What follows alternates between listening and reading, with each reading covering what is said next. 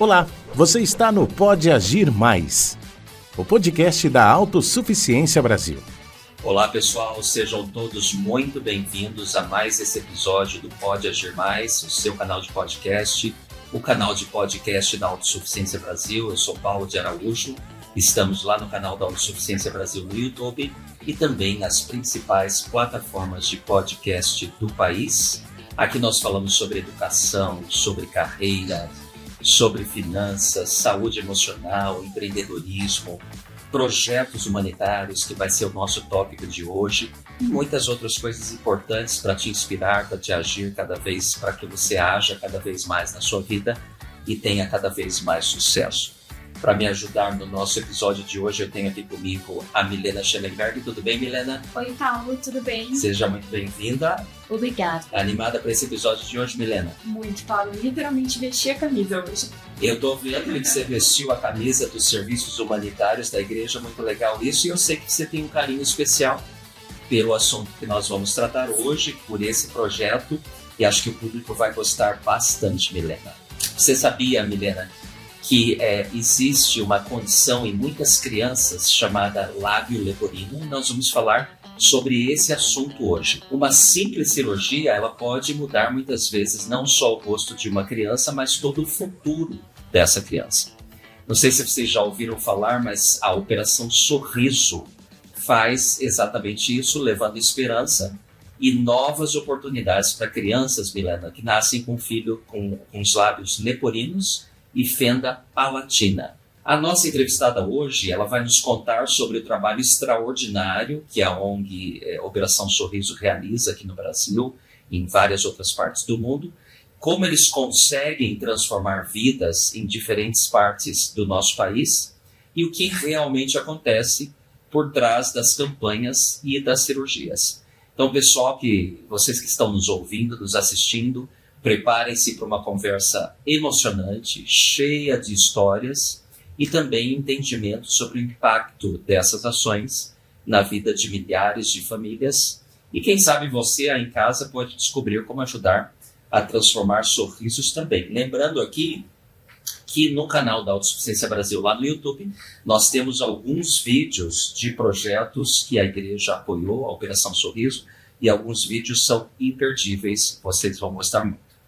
Bom, é minha honra, então, aqui apresentar para todos hoje a Cristina Muracho. Cristina, seja muito bem-vinda. Nós estamos muito felizes com você aqui hoje.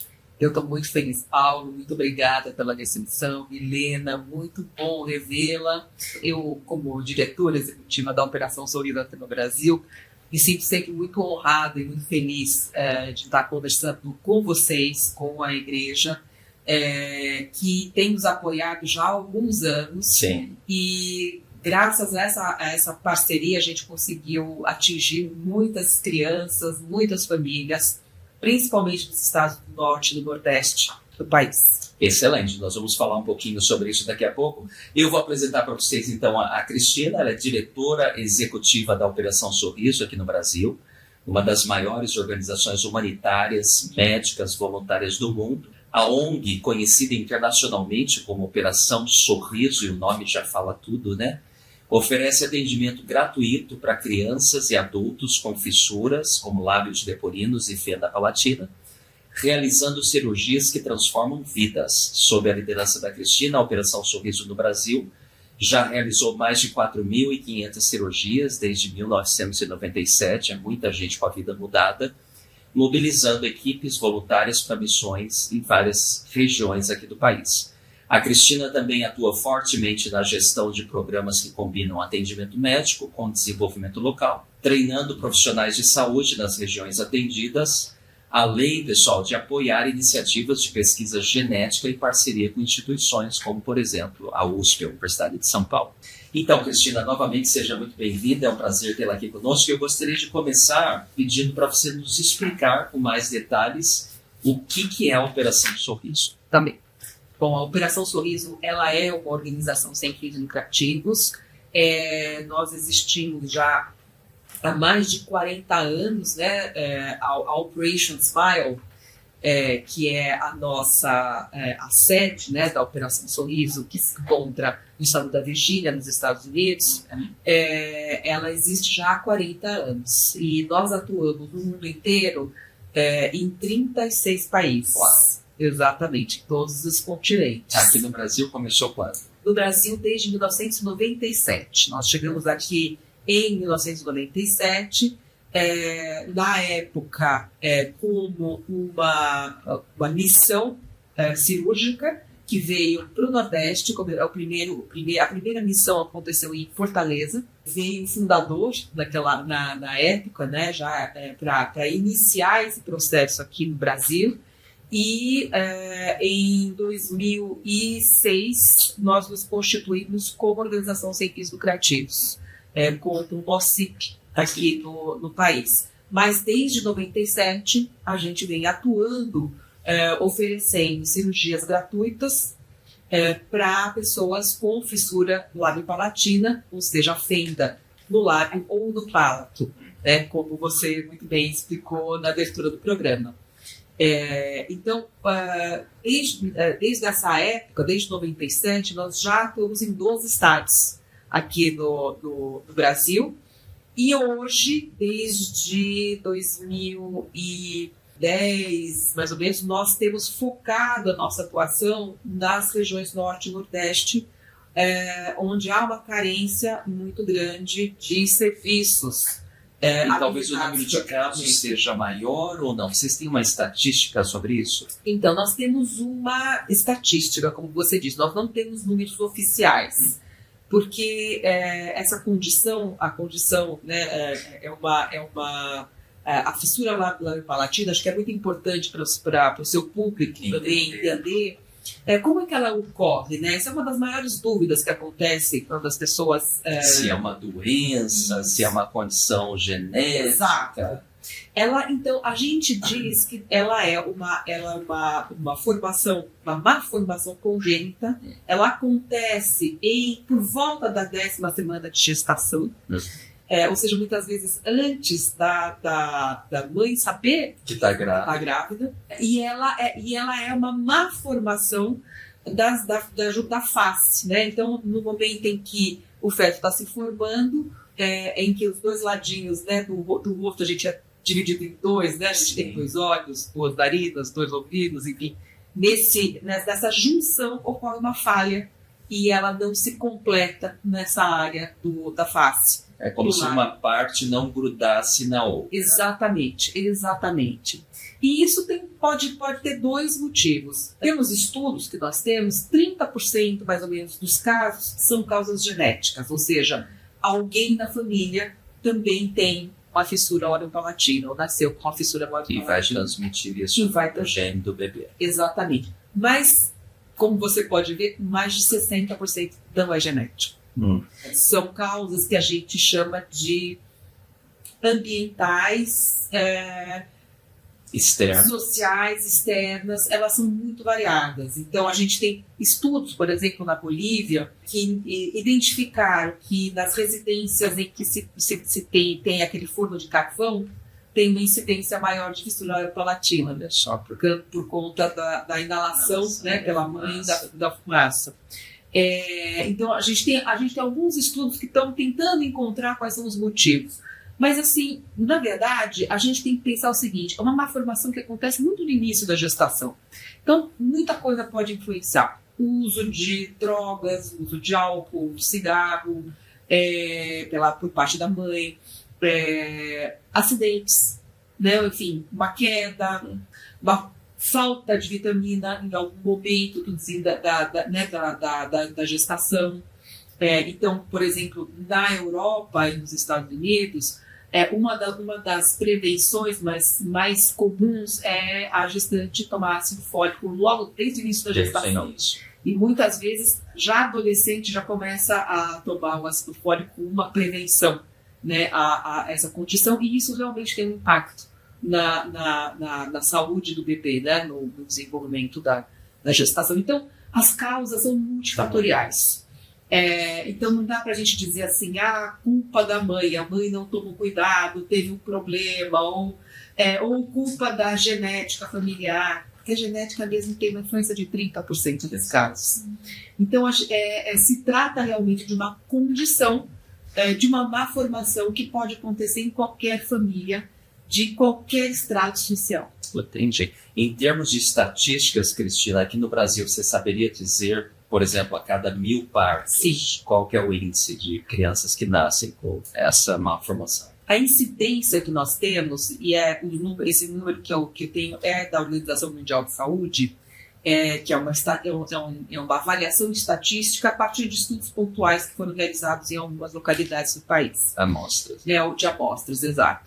Que é a incidência de 1 a cada 600 crianças nascidas tem algum tipo de fenda, algum tipo de fissura. Ou seja, para vocês terem uma ideia, a incidência de síndrome de Down é de 1 a cada 2.000. Então, ela é 4 vezes maior, Mais comum. mais comum do que a incidência de síndrome de Down. E a gente conhece bem síndrome de Down, né? Todo mundo sabe quando a As gente fala. características, Mas muito pouca, quando a gente fala sobre a fissura lábio-palatina ou lábio leporino, como é popularmente chamado, as pessoas não sabem do que se trata. Acham que pode ser, é um acidente, é um problema que essa criança teve, ela não fala direito. Então ainda é uma condição muito pouco conhecida no país, embora a incidência seja muito grande. Uma coisa interessante também da gente observar, ela se apresenta de formas muito diferentes. Então pode ser uma fenda única no lábio, ou seja, um buraquinho no lábio, pode ser bilateral, ou seja, 2 fendas no lábio, uma de cada lado. Pode ser uma fenda no palato, ou seja, no céu da boca. O céu da boca tem uma abertura que não é tão visível assim, então. que não é visível. E pode até ser uma fenda, que eu já vi, na glote. Sabe a campainha? Sim. Pode ser fendida também. Então, assim, isso tem gradações e diferenças segundo o paciente, segundo a pessoa. E às vezes tem os combinados, a pessoa tem a fenda no lábio e no palato, ou tem a glote e lábio bilateral.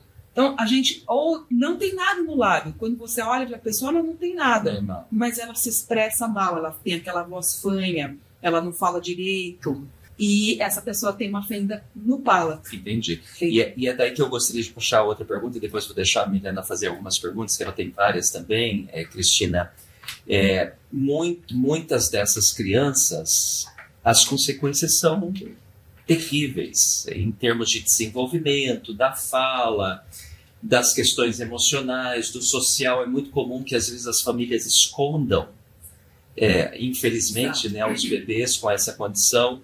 O que mais pode provocar na vida da criança se não tratado corretamente? A gente tem consequências que são fisiológicas, psicossociais, né? Então você tem vários tipos de consequências fisiológicas, porque uma criança com uma fenda no palato, por exemplo, tem dificuldade de deglutição, de alimentação, e às vezes, e é muito comum, como é uma fenda virar o céu da boca, o leite, por exemplo, materno reflui para ouvidos ou nariz. Vai dar infecção. Exatamente, gera infecções, etc. E a gente tem uma estatística de que a cada 10 crianças por fenda lábio-palatina, uma não completa o primeiro ano de vida, por conta desses problemas fisiológicos. Às vezes dificuldades de respiração, enfim, tem uma série de questões que são da ordem, vamos dizer assim, da física, né? do corpo. Mas também, e eu acho que também o impacto é muito grande, psicossocial. Então são crianças que muitas vezes são rejeitadas pelas suas famílias, são escondidas pelas suas famílias, porque elas não querem expor o defeito, por vergonha, exatamente, por achar que tem alguma responsabilidade sobre isso também. Que é um castigo, alguma coisa assim. Exatamente. São crianças que, quando elas são bem cuidadas, né, tem ali umas famílias que cuidam, etc., pai, tia, avó, etc., e a criança chega à idade escolar e vai na escola, ela sofre bullying, ela sofre rejeição por parte e, portanto, se afasta da escola. Não quer ir, não continua os estudos, e etc. São pessoas que, se elas não forem atendidas adequadamente no momento certo, elas não conseguem se inserir no mercado de trabalho. Não só por conta da aparência física, mas às vezes da própria expressão. Uma pessoa com uma fissura no palato não consegue falar direito. Então, claro, ela fica apartada da sociedade, ela fica apartada, ela mesma se retira, né, por vergonha, por incômodo. Eu acho que você me falava das histórias, né? Uma das coisas que a gente viu muito durante a pandemia foi que muitas pessoas com fissura labial-palatina começaram a frequentar espaços públicos, porque todo mundo usava máscara. Que coisa, hein? E aí elas também podiam usar máscara sem vergonha, né, de se apresentar. Exatamente. Então você vê como foi libertador para essas pessoas o fato de todo mundo usar máscara, delas se apresentarem como todas as outras. Então são coisas muito que para o nosso cotidiano, né, a gente não enxerga isso, não percebe, mas para o cotidiano de uma pessoa que passa por esse processo de rejeição, né, social, de bullying, de vergonha, de exclusão, exatamente. É muito importante a gente ouvi-las e dar oportunidade para que elas possam também ter essa participação. E quando você começa a se envolver com isso? Como você começa a trabalhar na Operação Sorriso?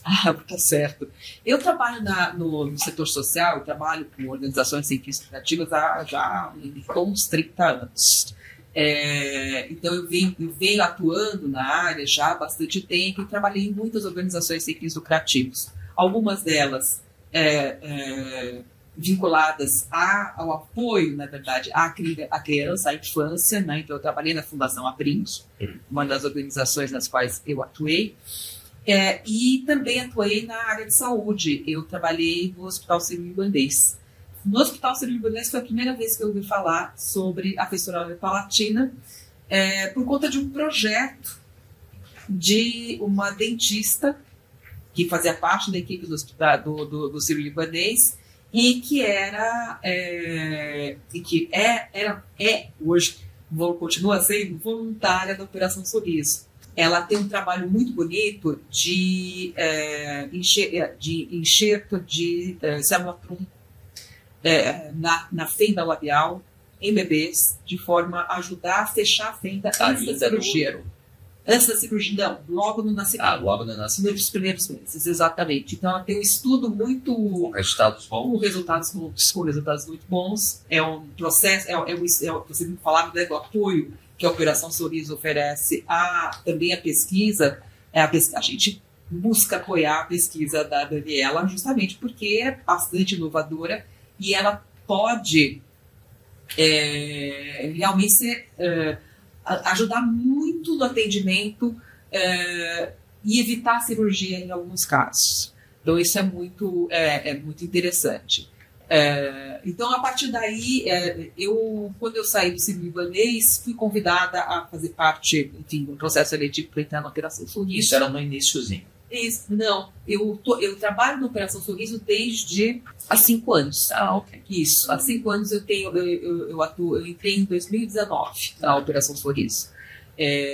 Mas, enfim, entrei na área de captação de recursos, então meu contato com vocês começou aí, eu conversando com o Júlio César. Sim. E foi muito bacana, porque na época a igreja nos ajudava oferecendo água nas nossas missões cirúrgicas, que é super importante, porque quando você está no norte e no nordeste, sim. A gente precisa hidratar muitas pessoas, né? Então tinha lá uma parceria que a gente recebia essa doação, que era uma doação importante. E a partir dessa conversa a gente começou a ampliar a participação da igreja, e hoje a igreja é um dos nossos patrocinadores mais importantes aqui no Brasil. Isso que eu queria dar a dica aqui para a Milena. Milena, o que a igreja tem feito com a Operação Sorriso, se você puder resumir para nós nos últimos anos? Sim, Paula, a Operação Sorriso é um grande parceiro, a gente gosta muito das missões, né? E a igreja, na verdade, começou a apoiar a Operação Sorriso lá em 2014, então já faz um tempinho, mas tem algo mais simbólico ali, mais simples, e efetivamente a gente começou com essas doações que a Cristina comentou, e a apoiar as missões de modo mais integral lá em 2022. Então, desde 2022, 2023, agora esse ano em 2024, a gente já fez uma missão com a Operação Sorriso, estamos fazendo outra, ainda realizando outra, então normalmente elas são em Porto Velho, lá em Mossoró, no Cariri, nessas regiões, porque é onde vocês mais têm, né, Cristina, esse histórico de pessoas com esse tipo de fissura. Então, esses projetos são muito legais, e eu queria que você contasse, Cristina, como é um dia de missão, como você fala para o nosso público, a gente está falando aqui de missão. Acho que muita gente não entende o que é uma missão da Operação Sorriso. A gente até não está usando mais essa palavra, mas a gente mudou para programa, porque a gente está ampliando. Porque a missão cirúrgica, quando a gente começou, a gente fazia realmente essas missões que eram: a gente chegava num lugar, montava tudo e ia embora. Logo saía. Isso. Agora a gente mudou para programa cirúrgico, porque tem uma continuidade. Exatamente. A gente busca dar uma continuidade e manter e justamente formar, como você bem colocou no início da sua fala, a gente procura formar profissionais de saúde locais para poder dar continuidade a esse atendimento. A sustentabilidade do projeto. Absolutamente. Então, assim, o que é um programa cirúrgico? O que é uma missão cirúrgica? A gente identifica locais, cidades, estados, em que não há uma capacidade instalada no sistema de saúde, ou público ou privado, para o atendimento de pessoas com essa condição de fissura labio-palatina. E aí, e até é bem bacana, eu vou dar um exemplo, por exemplo, quando a gente chegou em Santarém, há mais de 20 anos, quando chegamos lá, o prefeito à época dizia assim: não, mas aqui em Santarém não tem até 2, 3 casos de pessoa com fissura labio-palatina. A gente disse: tudo bem, vamos dar uma olhada. Deixa a gente fazer aqui uma missão, vamos ver o que vocês acham disso, vamos abrir. Começamos. E a missão consiste no quê? Quando a gente chama, convoca voluntários da área de saúde, profissionais de saúde especializados na área de fissura labio-palatina. Então, esses profissionais são... a gente sempre trabalha de uma forma multidisciplinar, porque essa condição demanda atendimentos muito variados de vários profissionais. Então, a gente leva cirurgião plástico, cirurgião bucomaxilo, cirurgião dentista, anestesistas, pediatras, enfermeiros, psicólogos, fonoaudiólogos. A gente leva gente de várias áreas da área médica, além de outros voluntários que nos dão suporte. E são todos voluntários. Todos voluntários, 100% voluntários. Eles passam por um processo de formação. A gente tem um protocolo, que são os nossos Global Standards, que são protocolos de excelência de atendimento. Então, todo mundo tem que passar por esses protocolos, entender esses protocolos. Tem todo um processo também de formação desse voluntário dentro do contexto do programa cirúrgico. E aí a gente convoca um grupo de cirurgiões, um grupo de voluntários profissionais da saúde, que vão passar uma semana nesse local, por exemplo, no caso em Santarém, para oferecer as cirurgias gratuitamente para pessoas com essa condição. E aí são pessoas de idades variadas, de classes sociais variadas. Que provavelmente nunca tiveram a oportunidade de estar diante de um profissional que poderia resolver o problema. Absolutamente, exatamente. E aí a gente convoca, então normalmente a gente faz como a gente fez nesse primeiro momento. A gente faz um grande chamado à sociedade.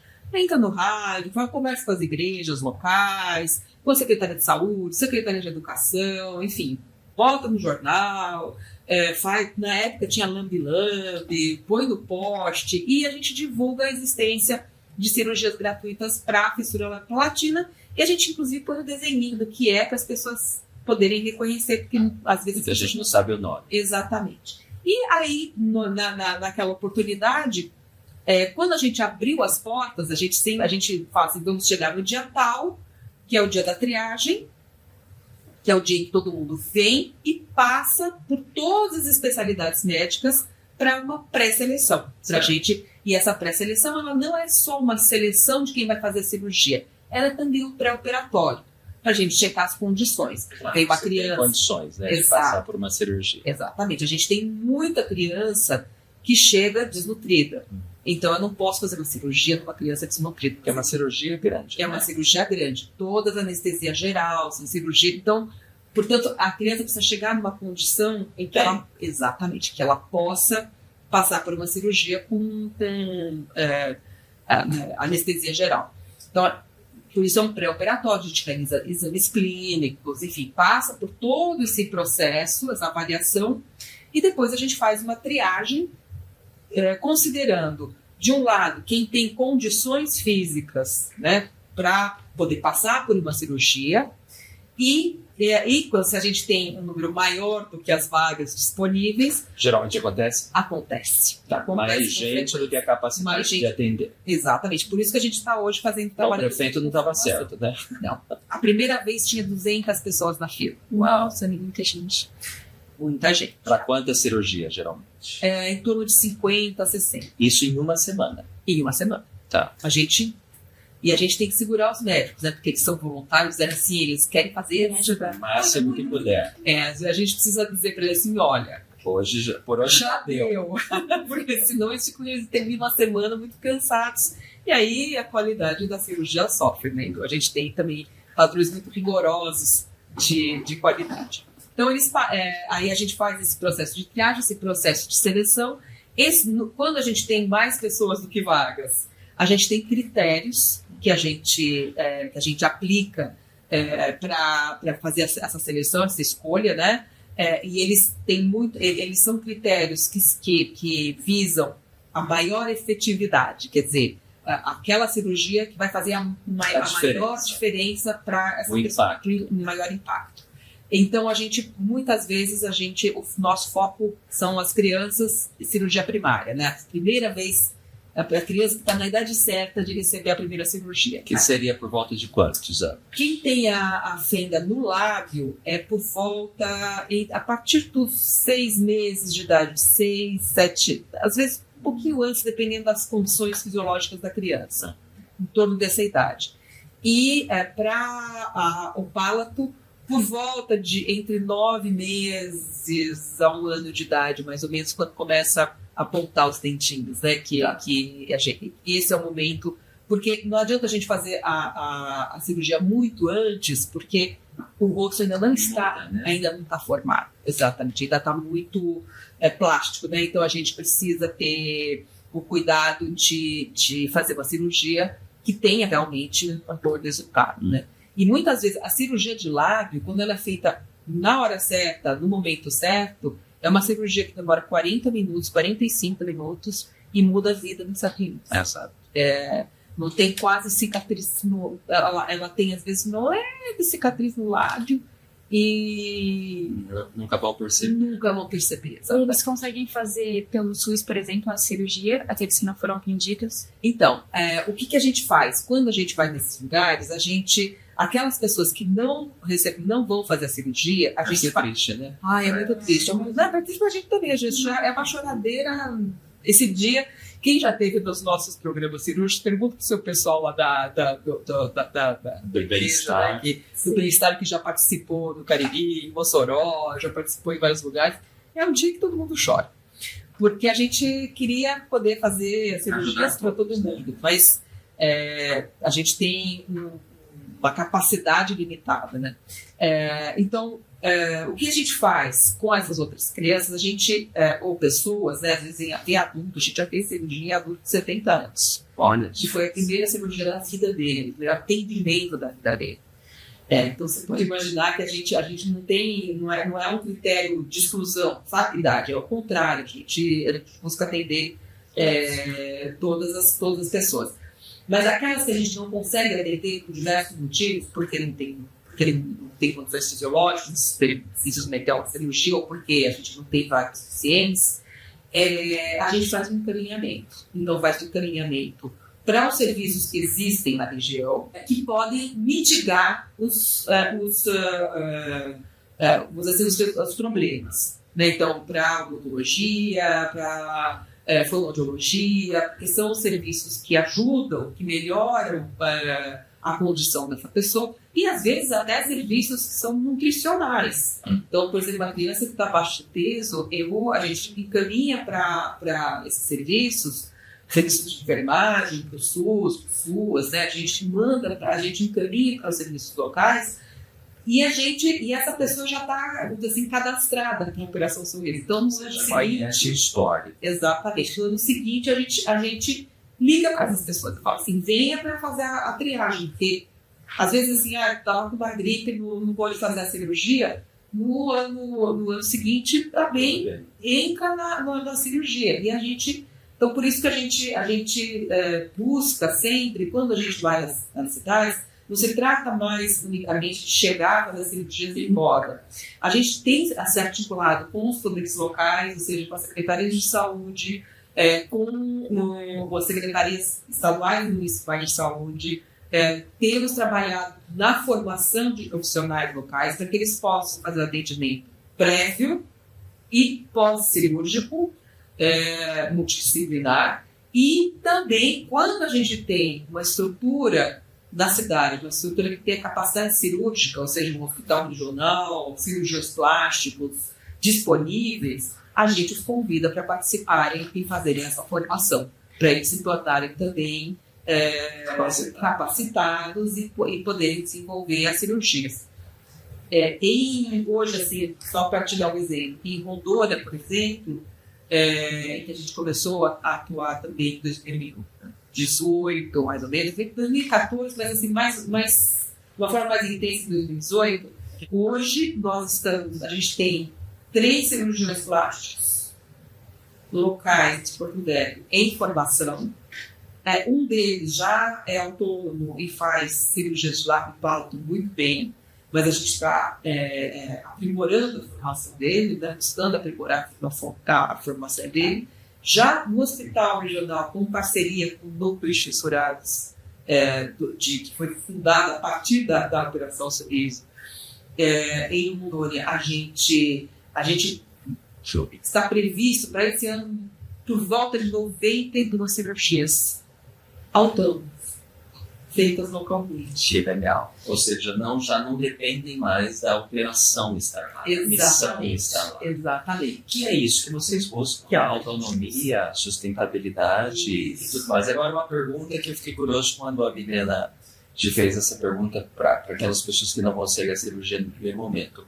O SUS não oferece, não é um serviço coberto pelo Sistema Público de Saúde? Ele é um serviço coberto pelo Sistema Público de Saúde, sim, teoricamente.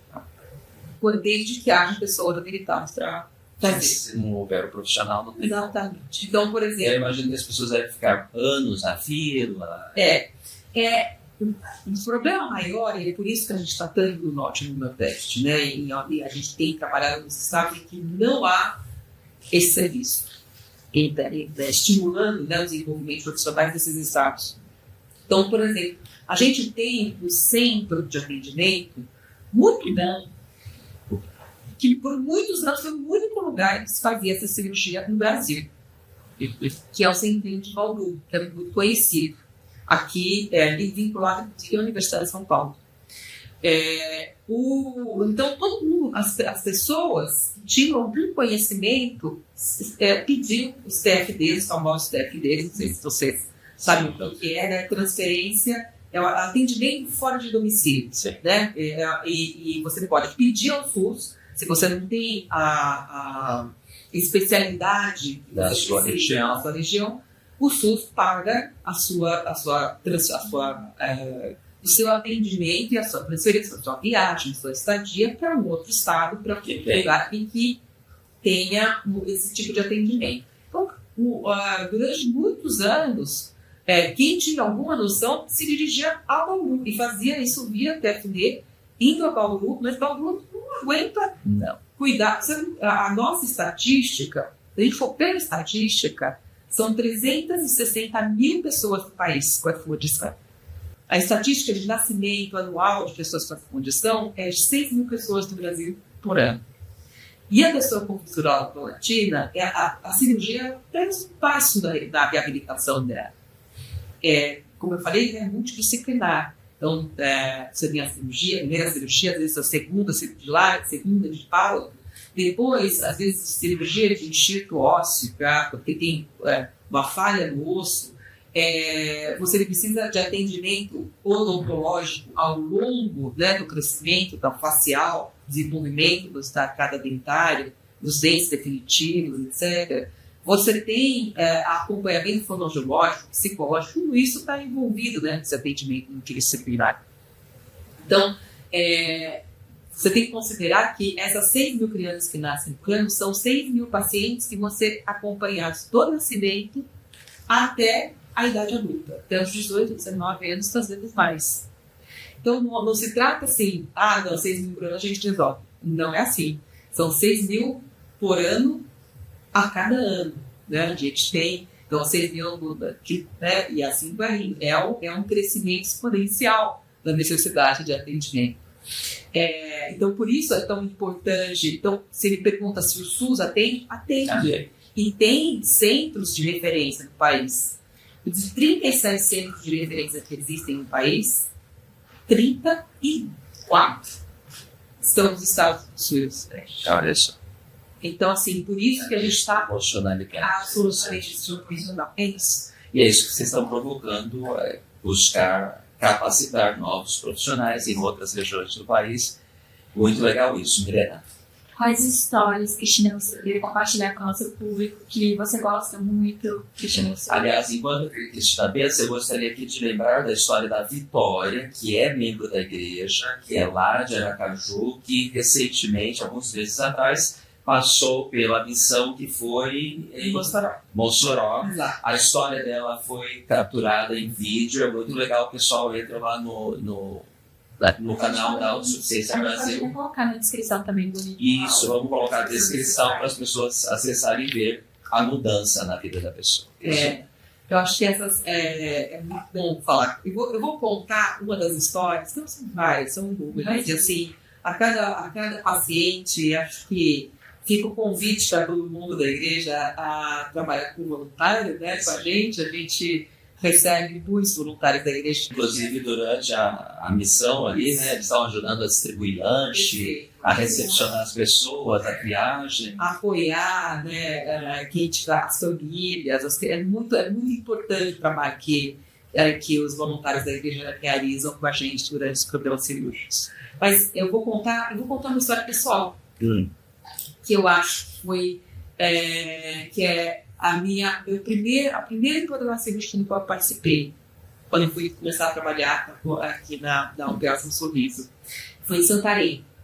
Então a recomendação na época era o seguinte: faz o seguinte, porque a gente distribui essas múltiplas consultas que a pessoa no momento da triagem por salas, então você vai ficar uma especialidade por sala. Passa primeiro pela enfermagem, depois passa pela cirurgia plástica, depois passa pela anestesia, pediatria e assim por diante. E aí a recomendação era assim: você está chegando, faz o seguinte, você escolhe uma criança aqui e você acompanha a família pela triagem toda, porque assim você vê como é que funciona. E eu sempre digo isso, todos os voluntários vêm trabalhar com a gente, eu sempre falo assim: faz esse processo, porque é um processo muito bacana, a gente entende como é que funciona com essa experiência. Aí eu escolhi um garotinho lá. Isso era um time dos 3 anos que ficava com a tia. E era um garotinho de uma cidade que ficava a 8 horas rio acima. Ali de Santarém fica à beira do Rio Bajós e do Rio Negro, né? E a cidadezinha em que ele morava ficava 8 horas rio acima, em Taparnosas. Então, toda uma movimentação, né? Toda uma movimentação para chegar lá. O menino estava lá, um menino fofo, ele tinha um lado simples. E aí foi acompanhando. Ele foi por todas as especialidades, conversando com a tia muito humilde, muito quietinha, sem saber nem tímida. Foi acompanhando, passou por todas as estações, né? E aí chega na última estação, que a gente chama de doorkeeper, que é a pessoa que cuida do último momento. E esse doorkeeper, ele faz o seguinte, a gente checa a documentação para poder fazer a cirurgia. E chega lá, cadê a documentação dessa criança? Sem documentação não faz. Sem documentação não faz, a gente não pode dar entrada no hospital, né? Sem documentação a gente não pode fazer. Sem autorização dos pais. Cadê a autorização dos pais? Sem autorização dos pais, a gente também não pode fazer. Aí chega lá, a tia tem um xerife e fala assim: não vou mais, não quero mais, vou levar essa criança embora. Calma. Calma. Não, imagina. Ele era um candidato perfeito. Sabe essa família tá para fazer a cirurgia? Não pode, imagina. A gente vai. Mas o que está acontecendo? Falei. Você se envolve ali direto com as pessoas. Diretamente. Cada missão. Aí sentei com ela, fui conversando com calma, tal, isso aqui. Aí a gente descobre a história dessa criança. Pai e mãe estavam presos lá na cidadezinha dele. E a tia estava tomando química e tráfico de drogas. Eles iam ser transferidos no dia seguinte. 2 dias depois, eles iam ser transferidos para a capital, para Belém, para o presídio. E eles estavam na delegacia dessa cidade. E aí a gente precisava da autorização deles assinarem a autorização. E a tia, então, foi desesperada. Disse: meu Deus, vou tirar essa criança da minha guarda, não quero, vou embora, não vou. Então, calma.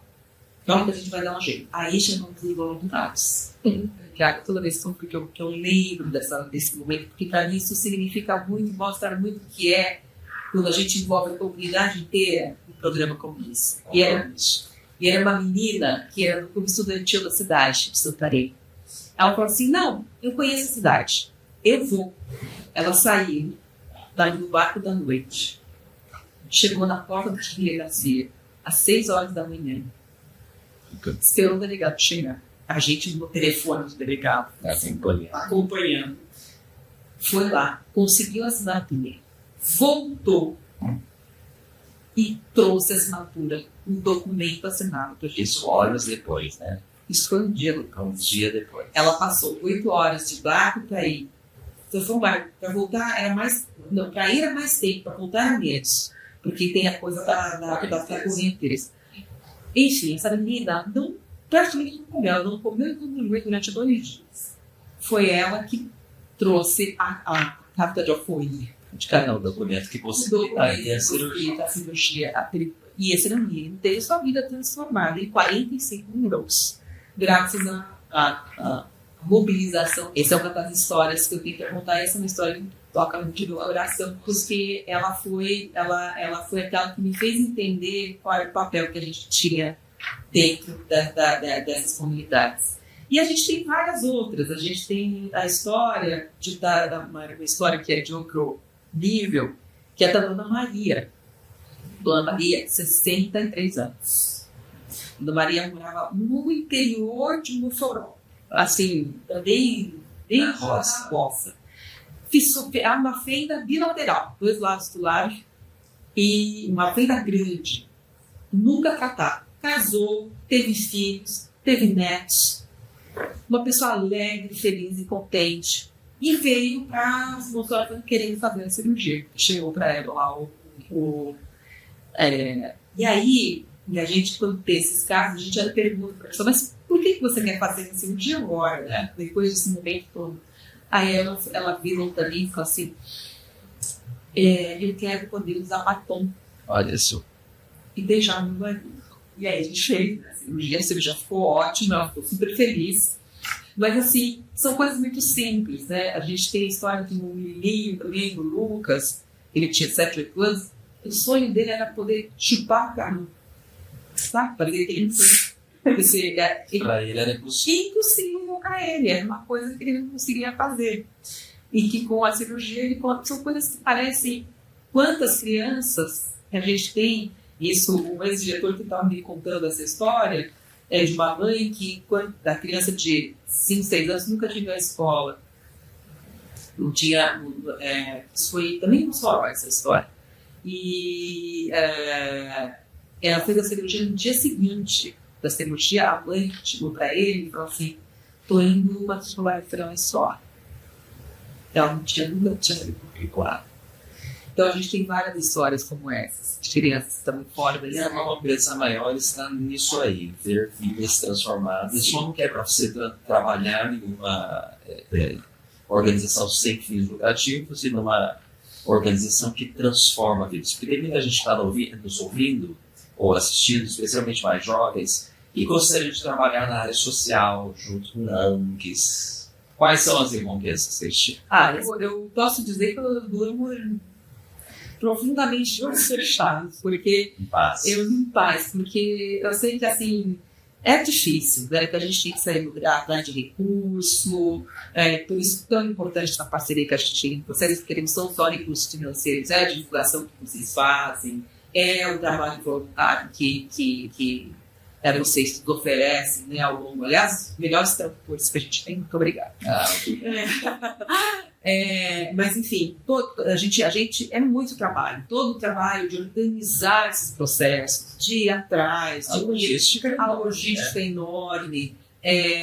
Toda a articulação com o poder público, né, que a gente precisa dialogar com o Estado, dialogar com a Secretaria de Saúde, dialogar com as prefeituras, encontrar um hospital. hospitais, exatamente. Então é um processo, assim, tem muito trabalho a ser feito.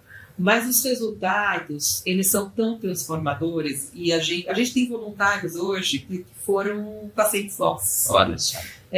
Então isso é muito legal, né? Porque você percebe o quanto essa vida foi transformada a partir com uma coisa que parece que deveria ser tão simples para todos nós, né? O acesso à saúde, o acesso à reabilitação, o atendimento multidisciplinar carinhoso, a escuta, né, das necessidades de cada uma dessas pessoas, a escuta a necessidade da Dona Maria, a escuta a necessidade do Lucas, a escuta a necessidade desse garotinho de Roma, dessa tia, né, que estava apavorada, com medo de que o filho dela, o sobrinho dela, fosse retirado da guarda dela. Então, eu me sinto absolutamente recompensada. Eu acho que eu tenho o privilégio de ter trabalhado no Centro Social já há muitos anos. Foi uma escolha de carreira muito quando eu era muito jovem, né? Quando eu já sempre trabalhei na área social, quando eu trabalhava diretamente era voluntária. Para mim sempre foi algo ter um propósito, né? Ter olhar para a sua vida e falar assim, não, eu estou ajudando as pessoas a terem uma vida melhor. Eu estou contribuindo para que o país tenha um atendimento melhor, para que os profissionais de saúde tenham uma formação mais adequada, para que a gente traga desenvolvimento, né, traga alegria, traga um sorriso de volta para as pessoas. Então, a gente, muitas vezes, e eu ouço isso de todos os voluntários que trabalham com a gente, mais do que o prazer, né, um obrigado que a gente recebe, o mais legal é tudo que a gente aprende, tudo que a gente... para quem trabalha, para quem é voluntário, a recompensa ela é no sentimento de que você está realmente contribuindo para o bem, né? Para melhoria, para crescimento. E não para destruição que a gente vê hoje em tantas áreas que com as quais a gente... mas isso é muito importante, é muito bacana e me deixa assim, eu acordo de manhã já pensando no que eu vou fazer, quais são as coisas, o que a gente vai mudar. Um prazer de receber convites como de participar aqui desse podcast. Eu já estava vindo aqui pensando o que eu vou dizer. quem eu vou encontrar. Mandei uma mensagem para o Ministério, eu estava chegando aqui, né? Tô aí, Ministério, vamos.